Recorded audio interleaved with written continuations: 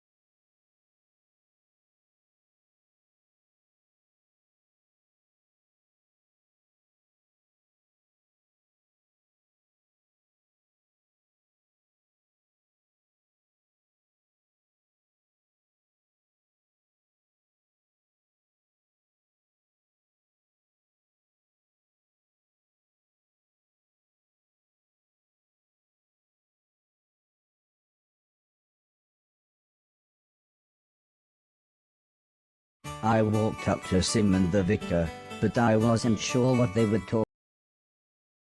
talking about. "Yeah," said Sim, "totally filled the basement. She's got 3 old garages as well. All full, stuff everywhere. I mean, it obviously hit me hard when Alice said she was popping inside. Let me know if you need any more help. If you really want to help, do me and yourself a favor. Stop collecting the bicycles and everything else. You've got to let go." I think Alice made the decision right then and there, as she just turned to me and said, "It's all yours."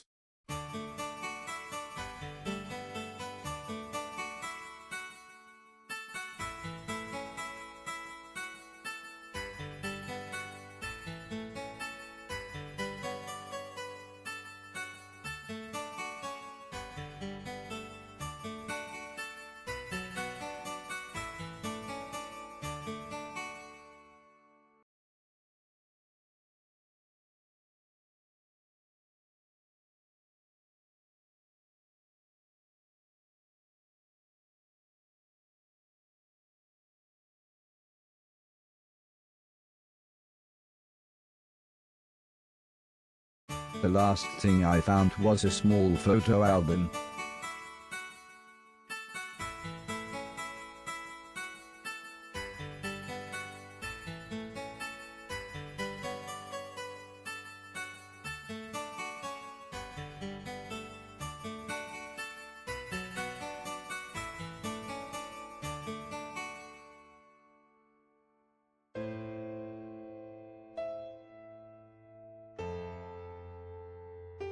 I decided I would leave it here.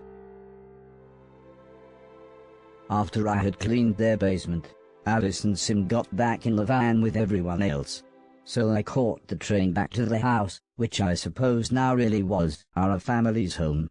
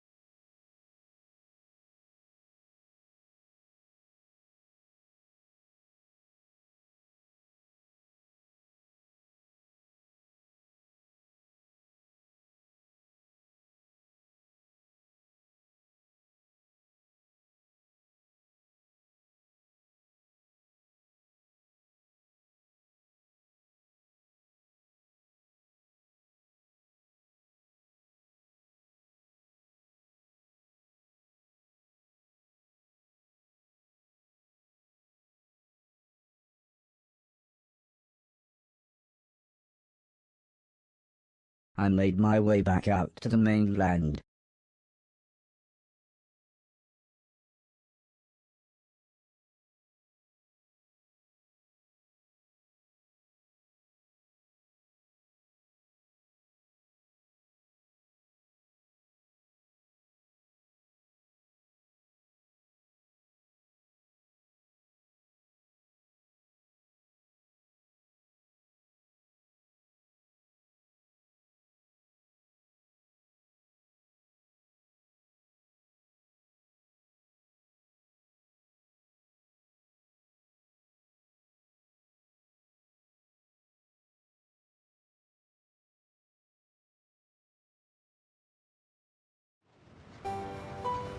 I took the fisherman's boat to the old man's estate.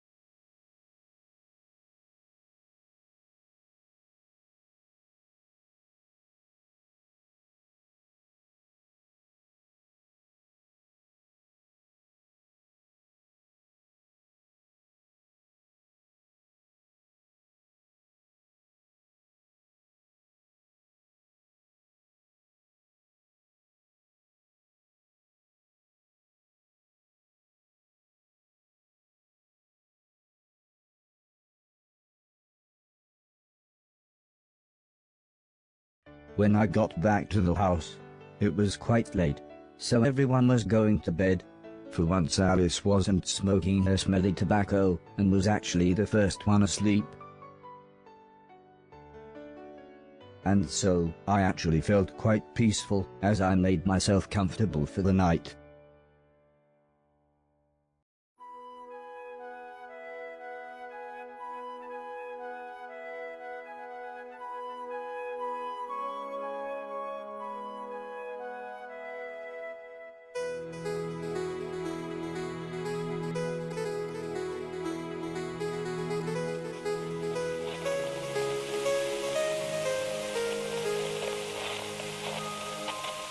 Japan must have different clocks to us, as it was barely daybreak when Dr. Hiro's next communication came through. It was amazing. He really had managed to find a few other groups of survivors. "So, these are our saviors," said the French scientist. "A band of thieves, some old ladies and a little girl." "Well, they've done better than we have," laughed the big German man. "There are no bad robots where they are." The Frenchman smirked. "Except for the three stood behind them." "Those are our friends," said Heather, quick as ever to defend us. "Guys, say hello." "So there is hope," said the American scientist. "The nice virus really does work. I've had Junior working on a similar virus, but the consciousness software is too well coded." "It's okay," said the old lady. "The virus really does work."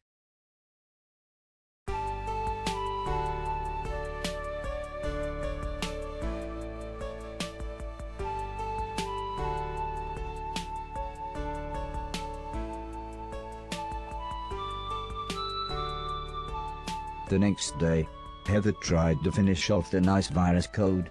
There were a few problems, but, with a bit of help from the old lady, everything eventually worked. However, by the time we were done, it was quite late, and, as Heather's nice virus code would take a few hours to compile, the old lady suggested we take it easy for the evening. She rummaged through her suitcase and pulled out a pack of what she called cards. For some reason this offended the blind man, who didn't want to play, and Mrs. Silton refused as she seemed to think it was some kind of gambling. But everyone else gathered around the table.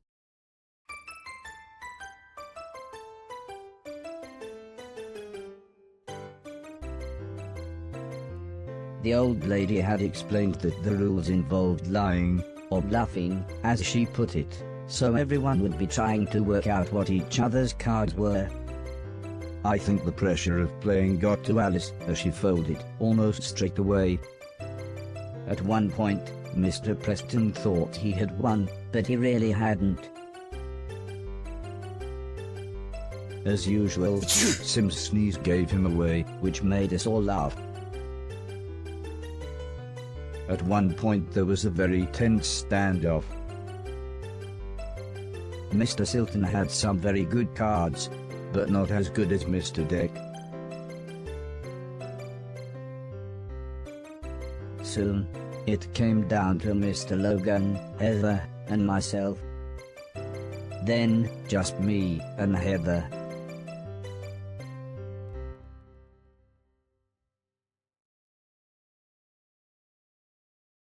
Despite having the best cards possible, I decided to let Heather win.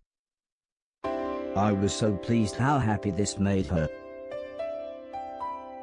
It was nearly midnight by the time the game finished, so most people got ready for bed, leaving just me, Mr. Preston and Mr. Logan. Mr. Preston was trying to explain his conspiracy theories. This made Mr. Logan laugh. Barry already told you all that was nonsense, but Mr. Preston continued, don't listen to Silton, he's a proper c***. However, Mr. Logan still pointed out how flawed his logic was. For one, everyone who he claimed was in a shadowy syndicate ruling the world from behind the scenes, were the same people who actually ruled the world, the Queen of England, the President of America, etc.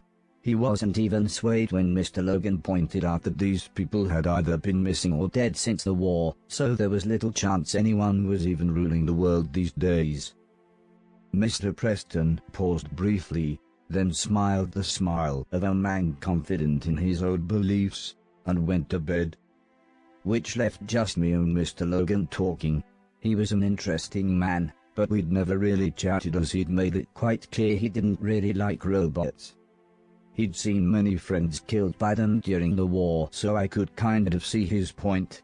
I tried to explain that I had once accidentally killed an old man, and I still felt complete regret. That's good. You never really get over it, he said as he looked around. Time for bed. Good night.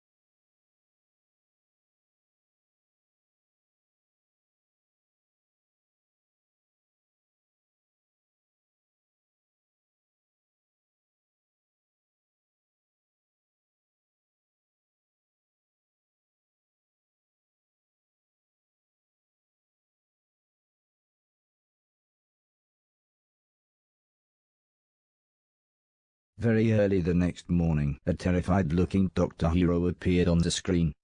Our defenses are nearly breached, the last door could go at any moment. We are nearly ready to broadcast the nice virus, said the old lady, but her expression soon turned to confusion. Where's the American scientist?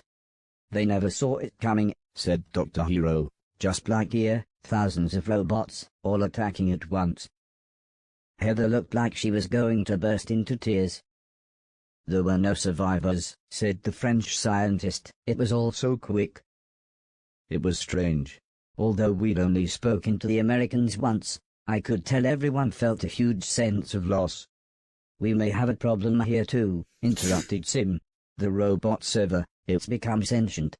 The computer that runs everything, he really is now he, or at least he thinks he is. The blind man explained that it was the wireless fidelity system that would have linked him to the 4 main robots. "That's why they were all so clever," said the old lady. "The network spread the intelligence around all 4 of them." "Well," said Mr. Silton, 5 now." Sim explained I would need to force a power cycle on the server before we sent the signal. "He's got so much control of the network now, he could probably shut the satellite back down before we'd even started setting it up." The old lady rummaged around in a few boxes. "Here," she said as she gave me a passkey, "take this, it'll get you into the observatory in the attic. That's where he is."